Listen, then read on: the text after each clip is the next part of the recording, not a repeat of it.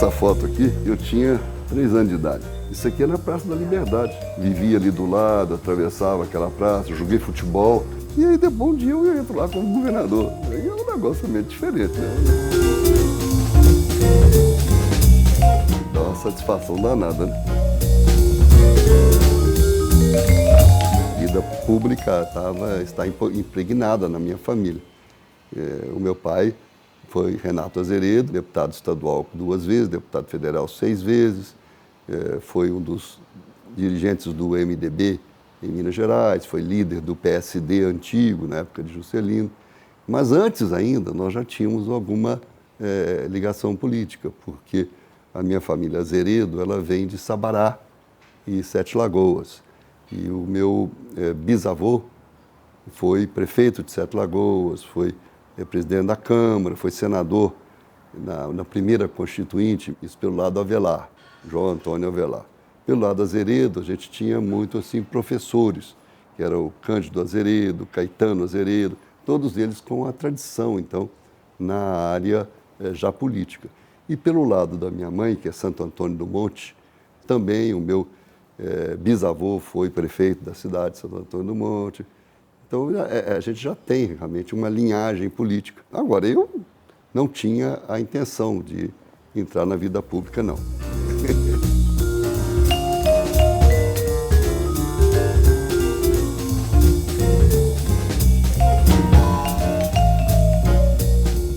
A casa sempre foi uma casa muito aberta, assim, chegava toda hora, chegava gente lá, chegava prefeito, chegava vereador, chegava pessoa comum, chegava amigos. É evidente que a gente tinha uma outra imagem da política na época. Então você tinha toda uma admiração quase por pessoas como o Juscelino, como o Pop Tancredo, a turma do PSD antigo, né, que eles iam muito lá para conversar. Então tinha o próprio Benedito Valadares, Zé Maria Alckmin, eu me lembro bem de ter ido. Ficava dentro do carro esperando as conversas na porta da casa do Zé Maria Alckmin, que era ali na Savassi. Sempre foi um período de muita relação política que eu pude ver assim de perto e às vezes até escutar atrás da porta.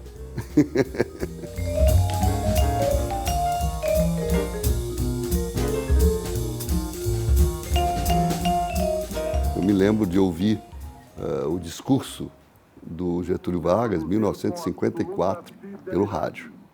Eu tenho um rádio comigo, até era um rádio de família, um rádio antigo. Atenção, senhores ouvintes, informa o Globo no ar, edição extraordinária. O presidente declarou que desejava em todo esse episódio ressalvar a sua dignidade pessoal. Nessas condições, só aceitaria uma dessas 2 soluções: ou a licença por 90 dias, ou a deposição. E depois nós tivemos aí vários eventos, as questões ligadas a futebol, né? Foi um período do Juscelino já, e aí eu acompanhei essa construção de Brasília. Eu já estava com uns 10 anos, mais ou menos. E eu fui ao Palácio da Alvorada, ainda inabitado, digamos, em 1960, no Catetinho, e tenho fotografias, inclusive, desse período, dessa convivência do meu pai com o Juscelino, que era o principal aliado. Ele foi auxiliar do Juscelino na Prefeitura de Belo Horizonte, no governo do Estado, e depois foi subchefe da Casa Civil, que seria um secretário adjunto, né, um ministro adjunto, hoje, do Juscelino em Brasília, para depois se candidatar a deputado federal em 62.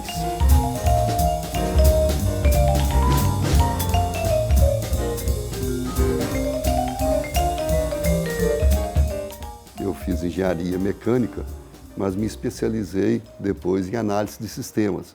Trabalhei na IBM 11 anos. E aí, já como um funcionário da IBM, eu fiz parte da fiscalização das eleições por computador, pelo MDB. Então, isso aí já foi uma entrada na política, sim. E eu me lembro bem que o Tancredo, quando se elegeu em 1982 para governador de Minas, é que me convidou, então, para ser presidente da Prodenge, a empresa de informática do Estado. Exatamente em função desse trabalho que eu fiz de acompanhar o que na época não era nem a urna eletrônica, era só a totalização dos votos que era feita por computador. Eu, na verdade, também não tinha assim uma familiaridade com o computador, não. Mas quando eu terminei o curso de engenharia, em dezembro de 71, nós tínhamos aí alguns concursos. Lembro de ter feito prova para o concurso da Petrobras. O concurso foi feito até na escola de engenharia antiga, as provas foram feitas lá. E teve esse concurso da IBM. Um colega meu que falou, a IBM também está admitindo funcionários novos, dá preferência a engenheiros, porque não existia curso de ciências da computação, nem tecnologia da informação. Quem tinha curso eram as próprias grandes empresas, as techs da época, que era a IBM, a Boros, tinha a ABC Bull também, que era outra empresa. Então, essas empresas que recrutavam. Então, eu fui admitido através de concurso na IBM e fui estudar o computador, a ciência da computação, em São Paulo, durante alguns meses. Lá também eu me lembro de ter me encontrado com o Juscelino Kubitschek no escritório de Sebastião Paz de Almeida, que foi até candidato a governador em Minas, foi deputado.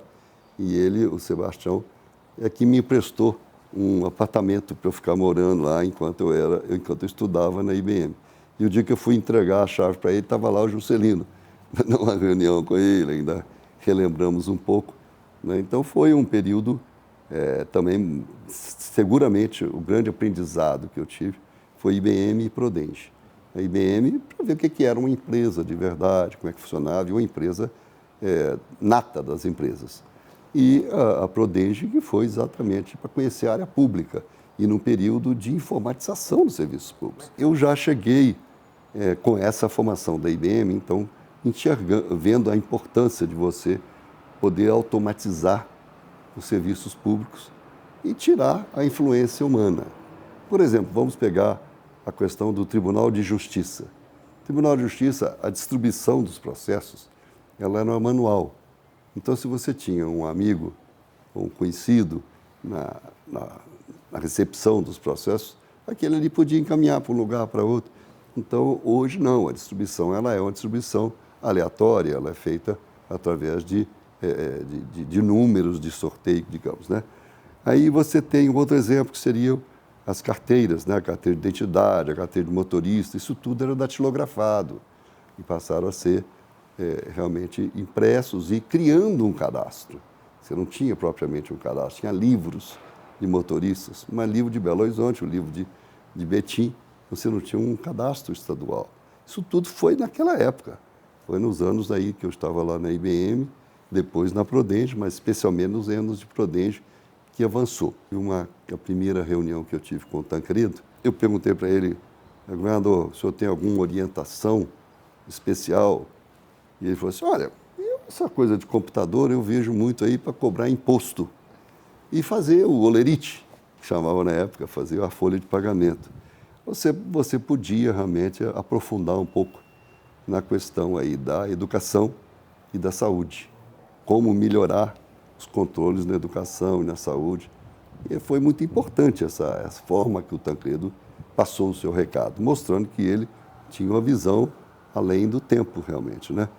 E eu aí pude iniciar a informatização da Secretaria de Educação, da própria Secretaria de Saúde. Foram avanços na área de segurança. Até hoje funciona o Copom, que é o sistema da Polícia Militar, em que onde você liga o 190, ali já localiza a rádio patrulha que está mais perto, o carro que está mais perto. Isso tudo foi implantado naquela época. Parte já estava, inclusive, em andamento. E aí eu diria que até mesmo a sabedoria de continuar. Aliás, esse é um negócio que me implica muito na política. Tem gente que não gosta de continuar o que o outro fez. Mas é exatamente o inverso. Se você continua, você não só age corretamente, porque é dinheiro público que foi investido, mas você também se beneficia eleitoralmente. Eu teve um exemplo, aí quebrando um pouco a sequência, mas um exemplo na Prefeitura de Belo Horizonte. Eu fui sucedido pelo Patrus Ananias, que era do PT, de outro partido adversário. E o Patrus, na verdade, mudou exatamente, digamos, seu enfoque, mas ele continuou tudo que eu tinha feito. Aí não só ele se beneficiou, respeitou o dinheiro público, como as obras terminaram. Eu posso citar, por exemplo, a Avenida Vilarinho, em Venda Nova, que nós fizemos a canalização, ele veio depois completou e fez o asfaltamento. Na Zona Sul, o Parque JK, que foi a mesma coisa, nós fizemos a canalização, era um pantanal, digamos assim, que tinha ali na Praça JK, né? E vários outros exemplos. O Catadores de Papel foi um projeto que eu comecei como prefeito, o Patrus veio e deu seguimento e aumentou o projeto, foi até premiado. Isso que é correto. Agora, eu não posso dizer o mesmo já no Estado, porque no Estado, infelizmente, a coisa foi muito complicada. E o Itamar, que foi um bom presidente da República, foi um bom ministro, bom senador, mas no governo do Estado ele estava com as macacas, digamos assim. E aí ele não continuou tudo que nós fizemos, não.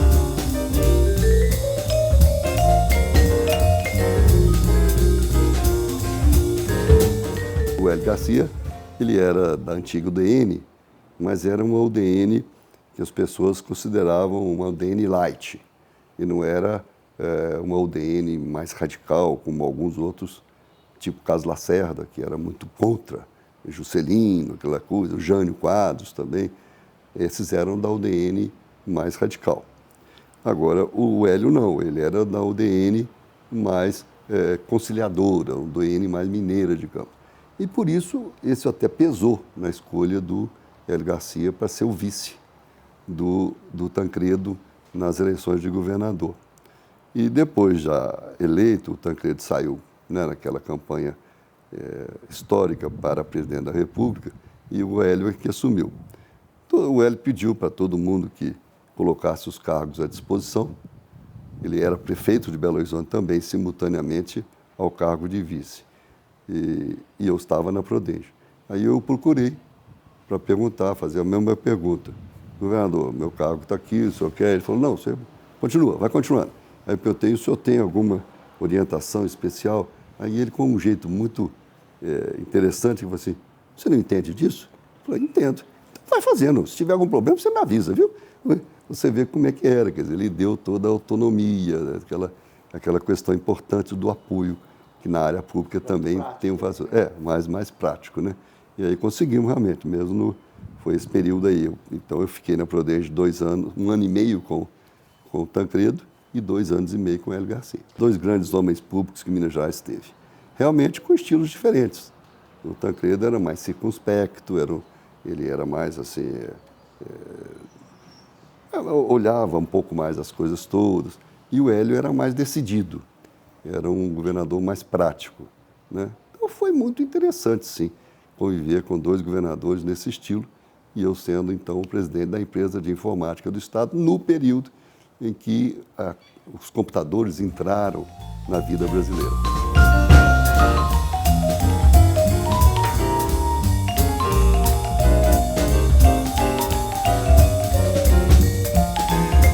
Quando o PSDB foi criado, ele foi criado num momento realmente de muita ebulição brasileira, que foi na época da Constituinte.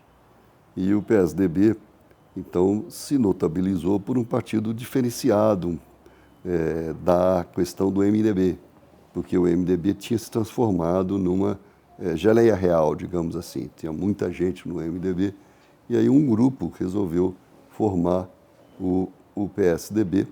Foi uma formação mais congressual, os primeiros nomes principais estavam no Congresso, e eles então levaram essa nova ideia da social-democracia, e que eu continuo defendendo até hoje, que é um meio termo realmente entre um capitalismo mais liberal, como a gente tem o sistema americano, ou um sistema socialista comunista que temos na antiga cortina de ferro. O social-democrata, ele não era comunista, mas também não tem o capitalismo que eu diria assim, que é selvagem. Então, assim é a social-democracia, que foi fundada na Alemanha e que deu muito certo lá. Então, com essa ideia, então, de um programa social-democrata, nós avançamos na fundação. E eu participei já na primeira reunião do PSDB, que foi na Assembleia Legislativa de Belo Horizonte, seguindo aqui em Minas o Pimenta da Veiga. os principais formadores do PSDB foram Pimenta da Veiga em Minas, Beto Richa no Paraná e 4 paulistas, digamos, que foram o Fernando Henrique, o Zé Serra, Franco Montoro e quem mais? Mário Covas. Então esses foram os 6 principais fundadores. Logo em seguida entrou o Tasso Gereissati, depois vieram outros nomes, o Aécio também entrou no ano seguinte, Roberto Brant aqui em Minas, então outros foram também aderindo ao partido. O PSDB é lembrado como um partido de quadros, né? Muitos professores, o Hélio Jaguaribe era um dos mentores, o pessoal da Cândido Mendes, o próprio Cândido Mendes, irmão de Dom Luciano, era também do PSDB, o nosso Edmar Baixa, mineiro, esses todos participaram desse início, quer dizer, era um partido de pensadores e de alguns políticos que tinham aversão ao populismo, eu diria assim. E o populismo estava tomando conta do MDB na época. Então foi com essa característica que o PSDB foi fundado.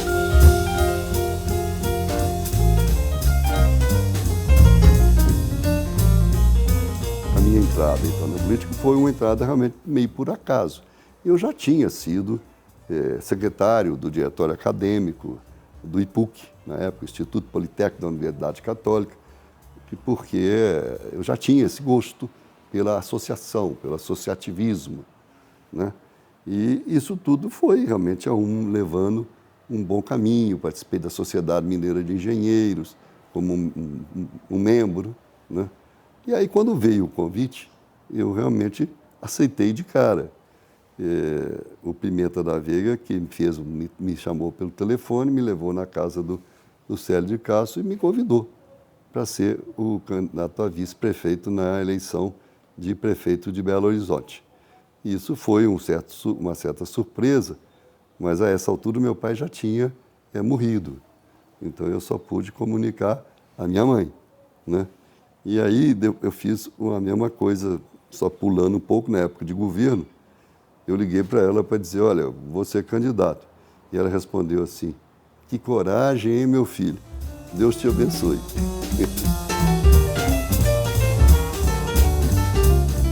Realmente, porque a política tem muita gente que acha que ela é uma maravilha, que ela só tem um lado bom, mas é muito difícil.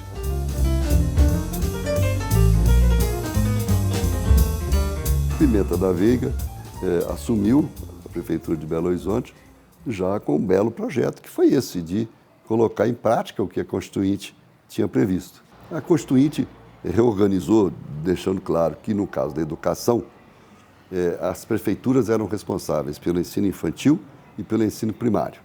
E o governo estadual seria pelo 2º grau.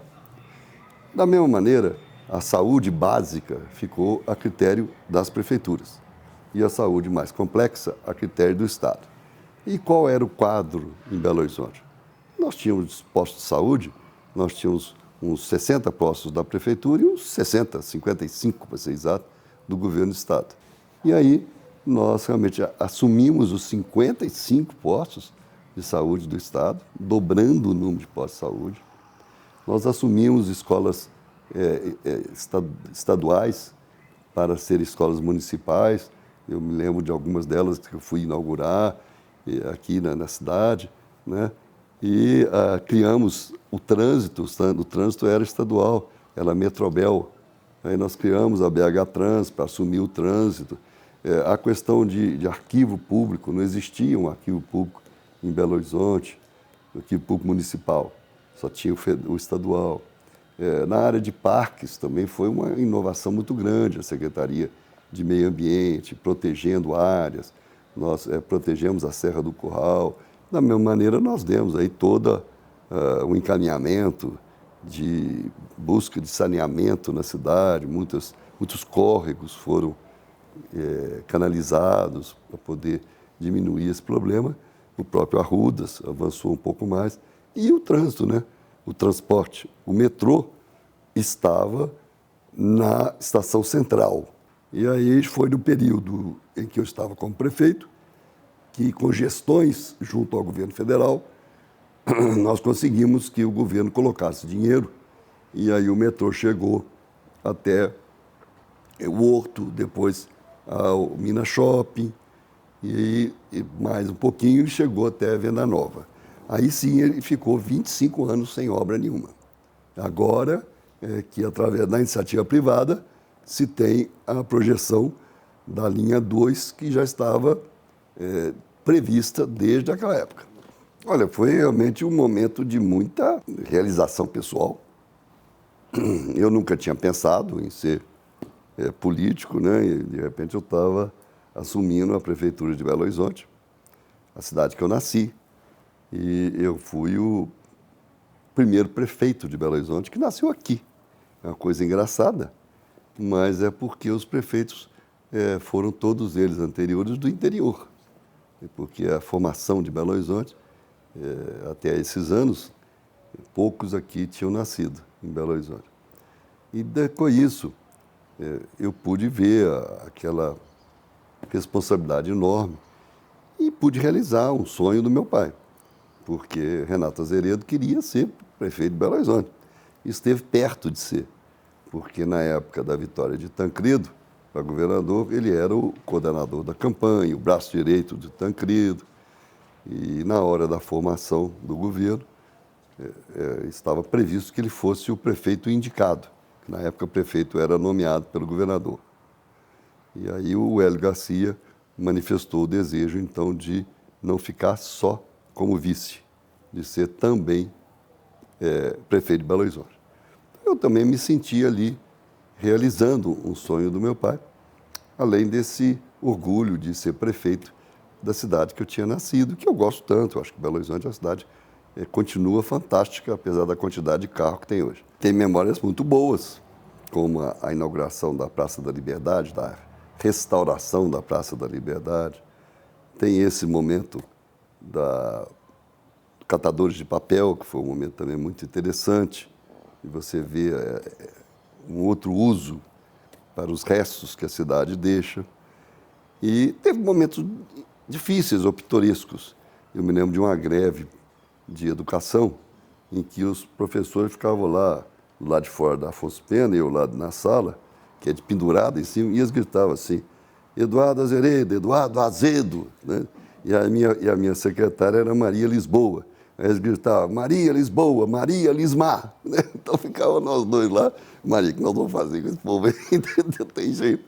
Então, o problema realmente da administração pública, ele tem muito a complexidade, porque você vai dizer, mas o que custa vocês darem aumento para uma categoria? Ué, custa porque tem toda uma estrutura. Você, ao dar aumento para os professores, tem que dar aumento para os outros também, né? Na nossa realidade de inflação. Isso, então, sempre dificultou muito. E eu fui prefeito no período de inflação. Era uma situação muito difícil mesmo. A cada mês, os números todos mudavam, né? E uma cidade que estava sendo remodelada com a Constituinte, assumindo serviços estaduais, né? E, ao mesmo tempo, com dificuldades financeiras, não foi fácil. Mas eu tive realmente a satisfação de terminar a prefeitura com 82% de aprovação. E foi exatamente o trampolim para que eu me candidatasse a governador em 1994.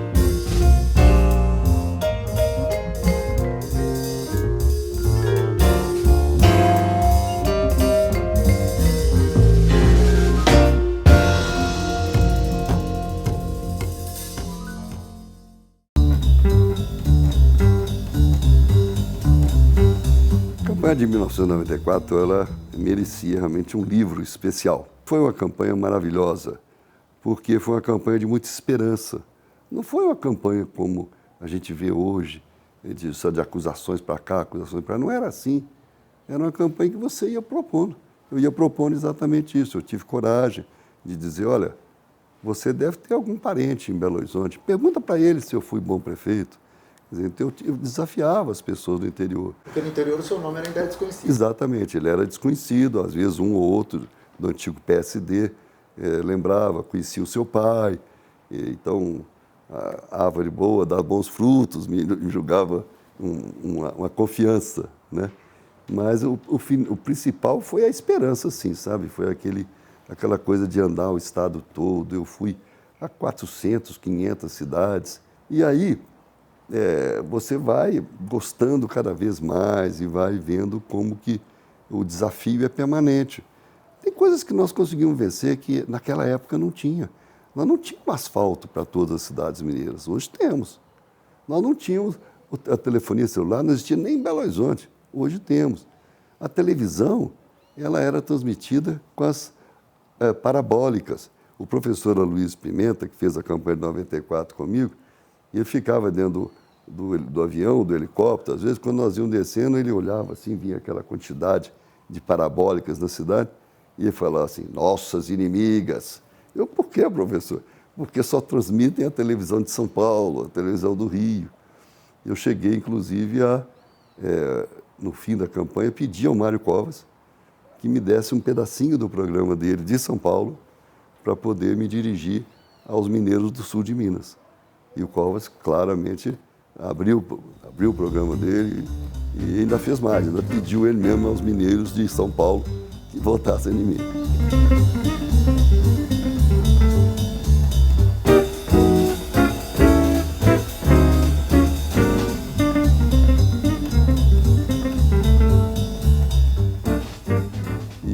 O candidato favorito era o Hélio Costa, o jornalista, né, da Globo. O Hélio já tinha sido candidato contra o Hélio Garcia e tinha ido ao segundo turno, na eleição anterior. Então ele veio com um recall, com um nome muito forte. E ele começou a campanha realmente já com números superiores a 40%. E eu comecei com números inferiores a 5%. E esses 5% era basicamente o resultado de Belo Horizonte, porque no interior, eu me lembro o resultado de Uberlândia, as primeiras pesquisas eram 62-2. Eu tinha 2%, o Hélio Costa tinha 62%.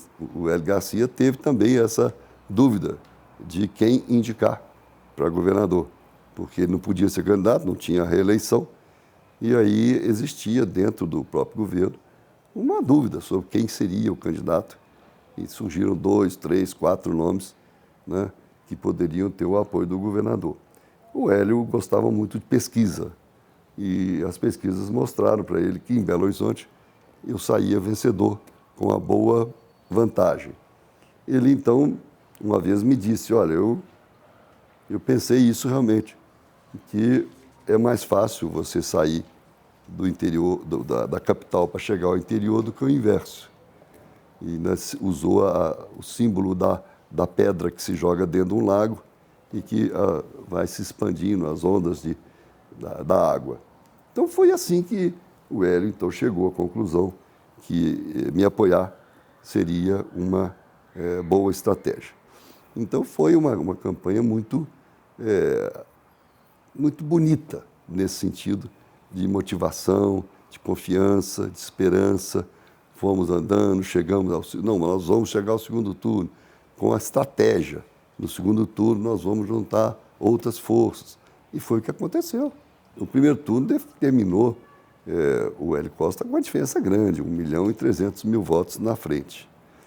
Mas eu consegui o apoio do terceiro e do quarto colocado, que foram, respectivamente, o Zé Alencar, pelo MDB, e o Carlão, pelo PT. Os dois me apoiaram. Então, no segundo turno, nós conseguimos, ao invés de 1.300.000 atrás, 1.300.000 na frente, né? Além dos votos nulos e brancos. Os nulos e brancos, na época, também passaram de 2 milhões. Eu fiz uma campanha específica. Se você votou nulo, se você votou em branco, agora vote. Me dê o seu voto de confiança. Eu lembro direitinho de um outdoor em que realmente dizia 2 milhões e tantos votos. Segundo colocado, Hélio Costa, tantos milhões de votos. Segundo colocado, votos nulos e brancos. Quer dizer, exatamente dizendo, menosprezando um pouco a disputa dos demais.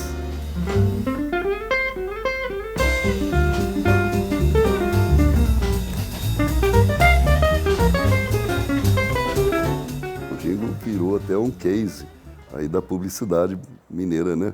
E até hoje, vários lugares que eu vou, dentro de elevador, eu encontro pessoas, eu lembro do seu jingle, pode pôr o X no lugar certo.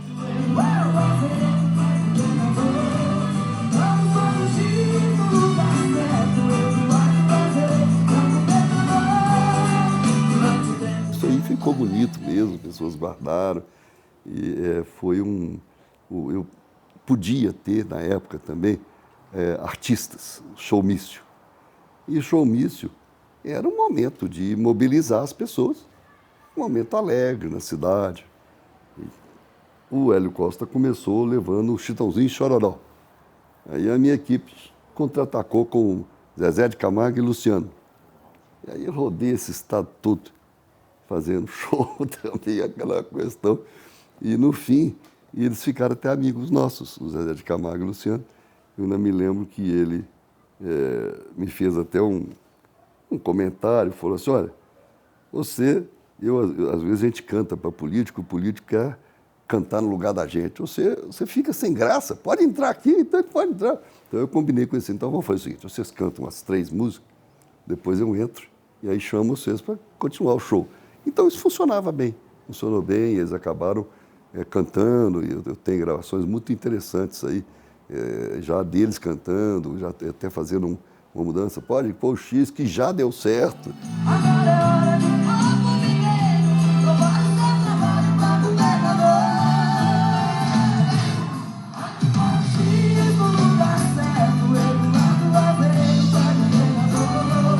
Pode pôr o X que vai dar certo, Eduardo Aveiro para governador. Fernando Henrique foi um problema à parte. Eu me beneficiei, evidentemente, de ser do partido do presidente da República, que já estava caminhando para ser eleito. Mas o Fernando Henrique, na busca de todos os votos, ele acabou não se posicionando claramente na eleição em Minas Gerais. Ele veio apenas uma vez na campanha, em Minas. Essa vez ele veio comigo. Ele foi a Pouso Alegre e Poços de Caldas. Em Poços de Caldas, inclusive, nós chegamos a trocar o dinheiro, o real, na agência do Banco do Brasil. Eu lembro direitinho que nós fomos trocar o dinheiro, na hora que chegamos no caixa, o Fernando Henrique vira para mim e fala assim, você tem um dinheiro aí para trocar? E eu olhei assim, não tinha também. Ainda virei para mais um atrás, que era o Pimenta da Veiga. Pimenta, me dá um dinheiro aí que nem eu, nem Fernando Henrique tem dinheiro. Aí para a gente trocar as notas, e eu guardo comigo uma nota do Fernando Henrique, que depois ele ainda fez um autógrafo. E aí ele chegou a dar algumas notas desse jeito. Antes, alguém chegou e falou com ele, presidente, não pode, na época não era presidente, era ministro, não pode assinar em cima da nota, não pode escrever numa nota, é crime. E ele, eu assinei, aquela coisa. Então, essas notas foram notas importantes de comemoração do lançamento real. Então, o Fernando Henrique só veio a Minas comigo. E eu mostrava, ele era do meu partido, estava no mesmo caminhamento, que isso facilitaria. E aí, com a bonita vitória que tivemos, nós pudemos, então, ajudar a implantação efetiva do Plano Real.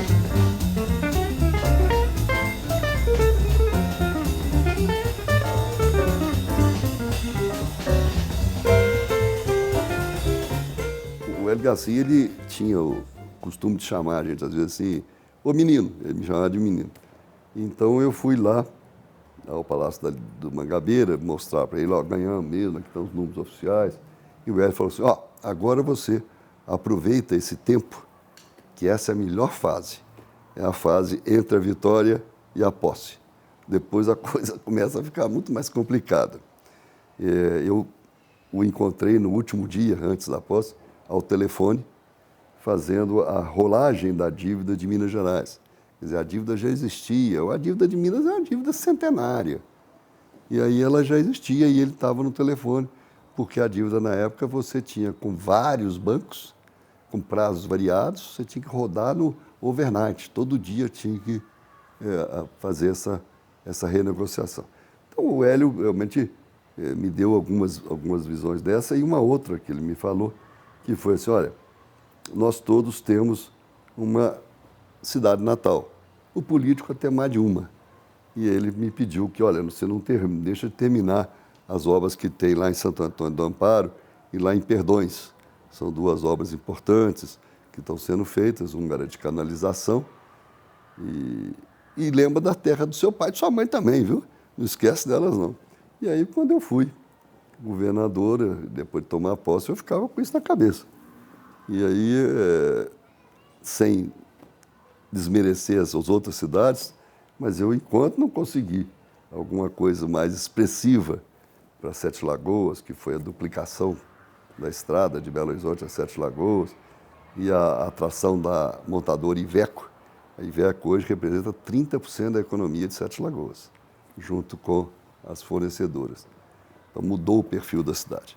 Enquanto eu não consegui pelo menos esses 2 grandes projetos para a cidade, eu não fiquei satisfeito. Porque depois de 4 anos você volta, você vai continuar voltando na cidade, como cidadão comum. E aí o Hélio usou os termos mais comuns.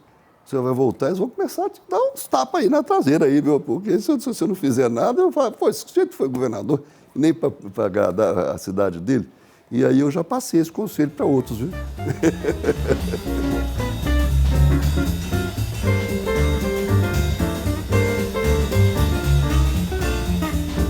Como que era antes da renegociação de 1998?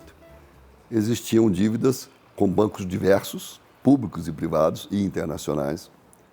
Existiam prazos de 1 ano até 30 anos. A moeda era variada, tinha uns em dólar, tinha outros que eram em reais. Os juros, tinham juros que eram de acordo com a Selic, outros, os empréstimos eram com o juro do dia a dia, o juro de mercado, né?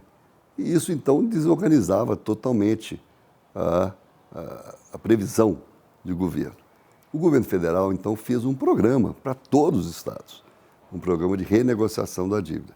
E Minas Gerais, que é um grande estado, então, naturalmente, é o segundo e terceiro estado, Minas Gerais se credenciou e nós trabalhamos mais de 3 anos em cima desse assunto. E os termos que estão sendo propostos hoje, basicamente, são os mesmos. Você refinancia em 30 anos, já era assim, agora também. Se você der 20%, você tem uma redução nos juros, foi assim na época, agora também. Esses 20% podem ser pagos em dinheiro, através de privatização, ou podem ser pagos em bens federalizados. Foi assim, agora também é. Na época, nós, então, optamos por privatizamos o Banco Crédito Real e o BENGE, que já não exerciam as funções naturais de um banco público. A Minas Caixa já tinha sido extinta por exatamente problemas de sustentação financeira e nós ficamos então só com o Banco de Desenvolvimento do Estado. Com isso, nós praticamente cumpríamos o percentual de entrada. Não chegou a 20%. Nós tivemos que completar ainda com a Rural Minas e parte do SEASA. Isso passou para o governo federal. Mas como nós só demos 10%, a redução do juro não foi tão grande. O juro era 9%, cairia para 6%, no caso nosso caiu para 7,5%. Que é um juro mais alto, sim. E com o tempo, eu sabia, são 30 anos, com o tempo vai ser feita a nova renegociação. Já no governo de Anastasia, foi feita uma renegociação e trocado o indexador. O indexador, ao invés de ser, então, 7,5% mais IGPM, ficou 7,5% mais IPCA, limitado ao valor da Selic. A própria Assembleia mobilizou, foi importante, sim, já foi uma renegociação que melhorou. E agora eu acho que está certo, mais uma renegociação que tem que ser feita. Agora, eu acredito que demorou muito. Demorou muito. E houve também um problema que foi o fato do governo do Estado ter se beneficiado de uma liminar do Supremo para não pagar as parcelas da dívida. E não pagando as parcelas da dívida, você criou uma nova dívida. Não há como, não tem como dizer que não tem nada a ver com essa nova dívida. É uma nova dívida, porque quando você não paga um cartão de crédito, evidentemente, você devia 10, você vai dever 11, você vai dever 12. Foi o que aconteceu em Minas Gerais. Então, a dívida de Minas, todos os governos anteriores pagaram as prestações, não é verdade que não tinham pago, todos pagaram. E aí, realmente, nos últimos 2 governos é que nós tivemos 2 períodos que ela ficou sem ser paga. E aí, a situação se agravou um pouco. Mas acho que nós estamos no momento de fazer uma nova renegociação agora com juro bem menor, sim, 4% mais o IPCA, é um juro muito mais civilizado.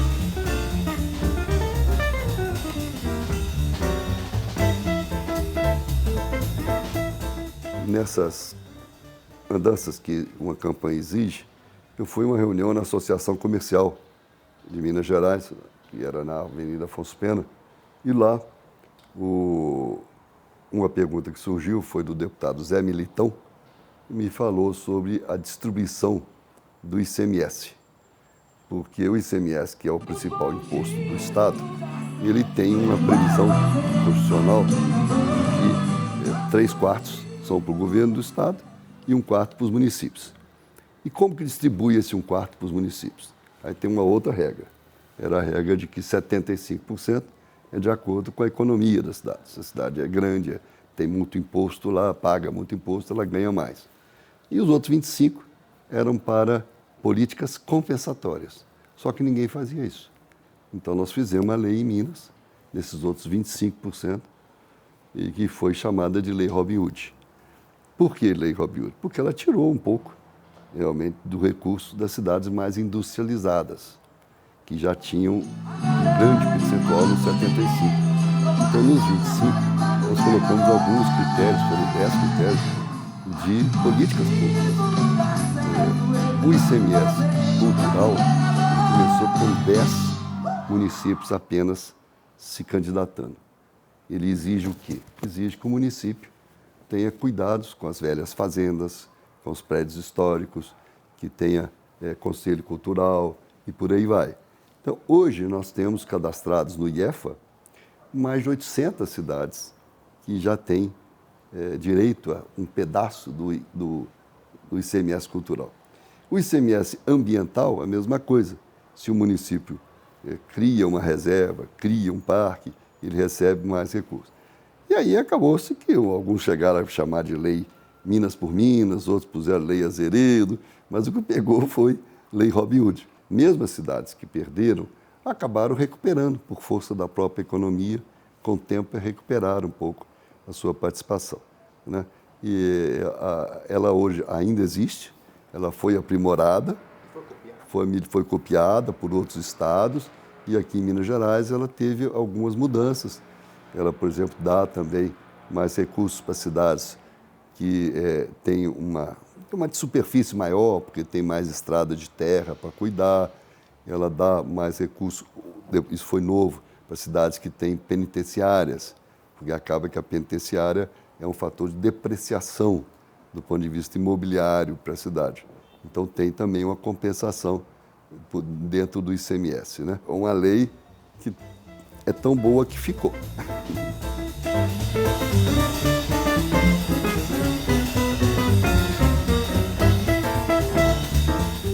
Nós tivemos já no 1995 um reajuste geral de 10% para todos.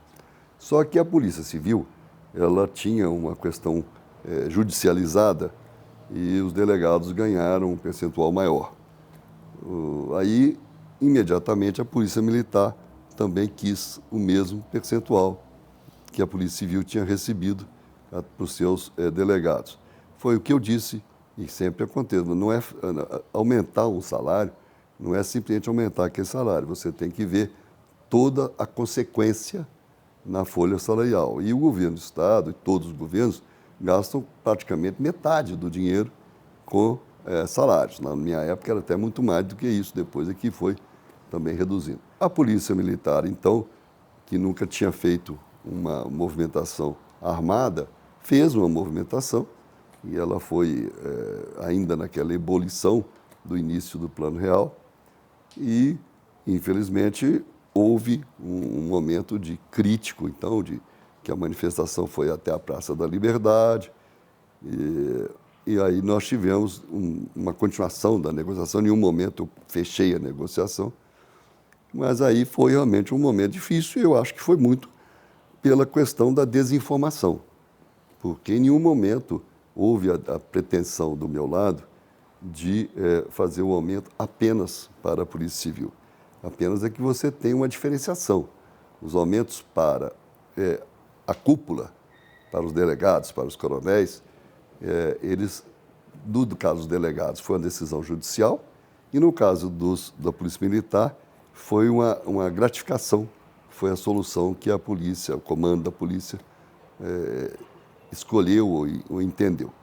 E não houve uma comunicação aos policiais civis e nem aos policiais militares de que seria buscada uma alternativa para que eles também tivessem algum benefício salarial, como acabou acontecendo. Os coronéis, os delegados tiveram 11 e os soldados acabaram tendo o inicial aumentado em 45%, numa época em que a inflação era aí já na faixa de 5%. E aí houve alguma exploração política, seguramente. Alguns chegaram a dizer para mim, mas faça como Juscelino, que é o meu ídolo político, e dê anistia a todos eles. Mas eu ouvi a polícia e a polícia disse, não, tem um Tribunal de Justiça Militar, não, houve muito desrespeito à hierarquia, porque uma coisa é você fazer greve com arma. Uma greve armada é muito diferente de uma greve desarmada. Então a própria polícia é que tomou a decisão, não, nós vamos fazer processos. E isso foi assim que aconteceu.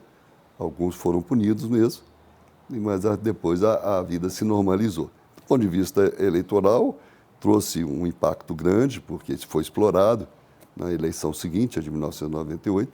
Esse momento era um momento muito crítico, nós estávamos acompanhando mais por rádio mesmo, então foi o momento mais crítico do governo, foi esse. Em 1997 foi um ano, é o terceiro ano de governo. O terceiro ano de governo, de qualquer governo, é o ano em que você tem mais realizações. Então aquele era um ano de muitas realizações. Mas, ao mesmo tempo, nós tivemos aí dois problemas. O problema com a polícia, o problema salarial, e o problema com a questão da chuva, que coincidiu que eu não estava em Belo Horizonte na época, foi na virada de ano, e aí eu voltei correndo, mas outra vez, não adianta muito você correr atrás do prejuízo, quando você tem que explicar muito, né? Eu realmente cancelei parte da minha viagem e voltei para cá para acompanhar as providências, mas que estavam sendo tomadas dentro da normalidade. Aí, com a reeleição, ou você não disputa a reeleição porque você está doente, ou porque você não foi um bom governante. Virou uma sinuca de bico, como se diz, né?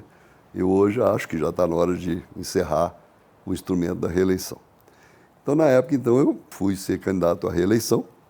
As pesquisas mostravam que eu tinha uma perspectiva de vitória em 5 dos 6 quadros dos possíveis adversários e só tinha dificuldade exatamente com o meu adversário, que acabou sendo o Itamar Franco. Eu me lembro que começou a campanha, eu vi um outdoor também na estrada, assim, quem foi um bom presidente será um grande governador.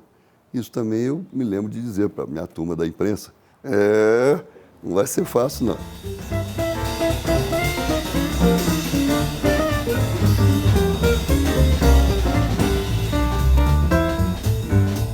Quando eu me candidatei a deputado federal, depois de ter sido senador, eu realmente lembrei do meu pai. Meu pai foi deputado federal 6 mandatos, e eu nunca tinha tido a experiência de ser deputado federal. Porque alguns perguntavam, mas depois de ter sido governador e senador, você vai ser deputado federal? Não há problema nenhum. São 2 tipos diferentes de atividade. Ninguém dava importância quando eu fazia discurso alertando sobre os crimes cibernéticos.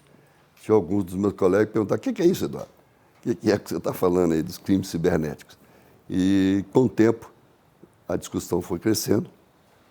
Aqueles que diziam que eu estava querendo fazer uma censura, hoje são os que estão exatamente defendendo uma regulamentação.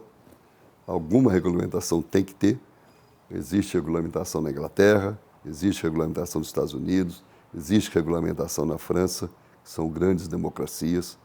Regulamentar não significa censurar, significa que você pode, evidentemente, as plataformas podem excluir, por exemplo, anúncios que tenham vinculação com pedofilia, com drogas, com indução a crimes. Isso tudo é possível de ser feito. Então, os crimes cibernéticos cresceram loucamente, muito, eu diria que numa progressão geométrica mesmo. Hoje, você tem muito mais a presença do crime digital do que do crime físico. Isso aí me trouxe não só nessa questão da discussão sobre os crimes cibernéticos, que levaram ao Marco Civil da Internet, levaram à guarda dos IPs. Eu fiz também, na época do Congresso, uma outra iniciativa mais de utilidade pública, que foi a questão do airbag. Era meio relaxado aqui no Brasil, só os carros de luxo é que tinham airbag. E aí nós conseguimos também aprovar uma legislação. Não é fácil aprovar uma lei no Congresso. Às vezes algum deputado se elege, acha que vai chegar lá e já vai rapidamente. Não, não é assim.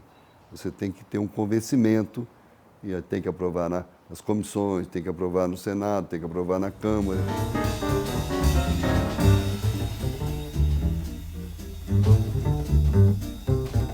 Recebi com descrença de que alguém pudesse inventar tanto, porque dizer que houve em Minas mensalão é desconhecer a realidade, não conhecer a Assembleia Legislativa.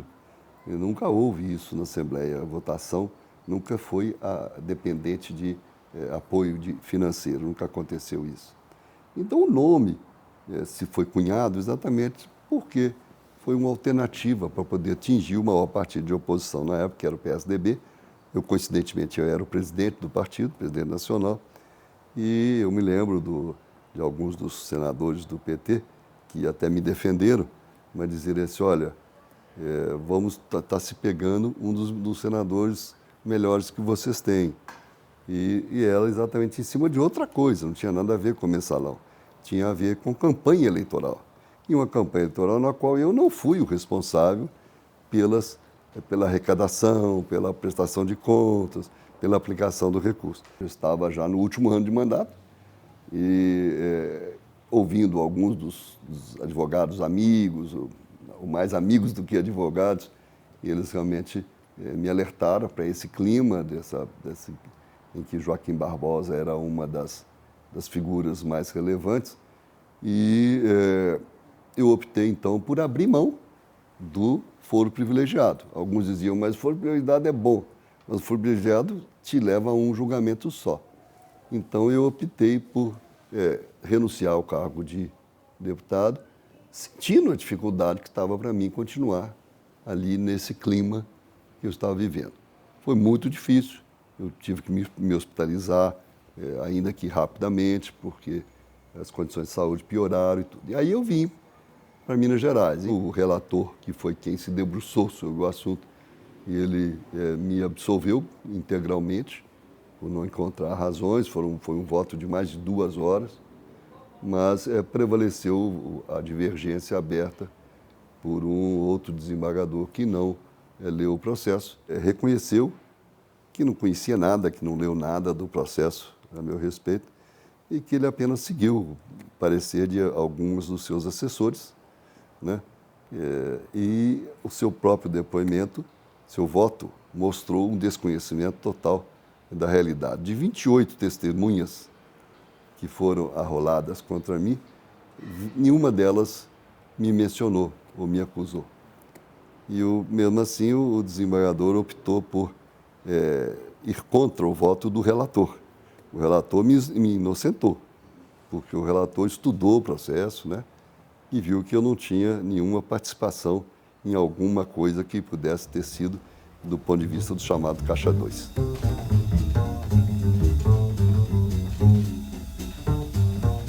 Seguramente houve um ativismo, né? Nós ainda permanecemos com isso. Você tem a justiça punitivista e a justiça garantista. Né? A justiça garantista, ela procura preservar o direito das pessoas, as garantias individuais. As minhas garantias não foram respeitadas, seguramente. Né? Eu acabei tendo uma certa perseguição mesmo, até documentos falsificados foram utilizados para me atacar, para me acusar, sem que houvesse nenhuma prova em relação a isso. Então foi realmente um momento, eu diria, de caça às bruxas, e que chegou a uma decisão extremamente injusta, que eu enfrentei com altivez, respeitando a lei, né? Mas confiante de que nós íamos acabar tendo a verdade restaurada. Mas é um período que passou e eu consegui realmente superá-lo. Não foi fácil, não, foi muito difícil. O próprio livro eu escrevi exatamente, comecei a escrever nos alojamentos do Corpo de Bombeiros, exatamente porque o ministro Carlos Veloso, que foi presidente do Supremo Tribunal Federal, ele falou comigo, aproveite o tempo, escreva as suas memórias de tudo que você passou e que você está sentindo. E aí eu pude escrever esse livro. Em alguns momentos eu era mais ácido, por exemplo, mas aí depois você corta os pedaços ácidos. Mas algumas coisas eu prefiro até esquecer. Então foi, digamos assim, a maldade que preservou algumas atitudes. Na verdade, então, foi restaurado, o processo foi anulado e hoje eu não tenho nenhuma dificuldade em andar por todos os lugares de Minas Gerais ou de Belo Horizonte, porque eu acredito que as pessoas puderam, com o tempo, não todo mundo, é claro que eu sei que tem um ou outro que ainda acha que eu errei, né? Ou que o pior, né? Errar é humano, mas que eu tenha agido incorretamente. Não, eu não fiz nada de errado, a minha vida ela não mudou em função da campanha eleitoral.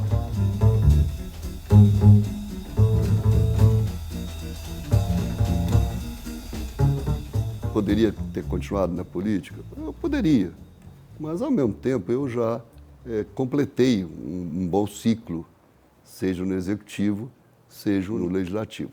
Eu tenho condições eleitorais, estou livre para poder me candidatar, né? Mas não é a questão do momento. Acho que a gente também tem que entender a importância da renovação na política. A política precisa de renovação. Agora, quando eu falo em renovação, eu não estou falando em TikTok. E aí é uma questão que está na moda, né? Não é bem assim. A vida pública é muito mais difícil do que a vida privada. Esses que pedem o Estado mínimo não conhecem o que é a vida pública. A vida pública, você para contratar, você para decidir, é tudo mais difícil. E é injusto você, então, colocar na mesma cesta todas as maçãs como se fossem podres. Não é verdade. Nós temos bons parlamentares, temos bons governantes. Quem estiver me assistindo vai falar, pô, Eduardo está malhando em ferro frio. Não é bem assim. Eu acho que nós não podemos deixar que essa deturpação prevaleça. Temos que lutar contra. Agora, você então só votar para quem, num momento de internet, grita mais alto ou faz proposta mais de agrado, ou proposta populista, aí não vai resolver nada.